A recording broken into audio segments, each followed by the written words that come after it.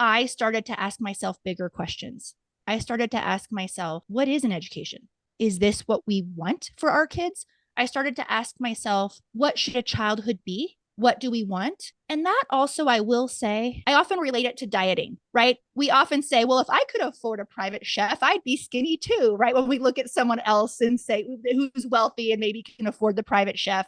I think sometimes analogies outside of our space help us understand our space. And so this would be an example of people who could afford everything. Wouldn't you think the kids would be happier? Wouldn't you think the outcomes would be better? And the reality is they were not.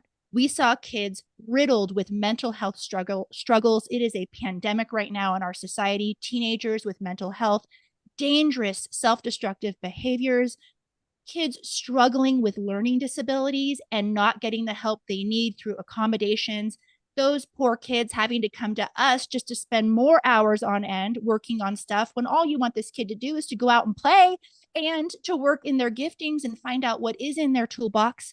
So we just started to deconstruct. We really did. And when we asked ourselves those bigger questions, it led us to feeling like we loved our center, we loved what we were doing, and we knew we were helping families, but we also started to feel like we were enabling a system that we no longer believed in.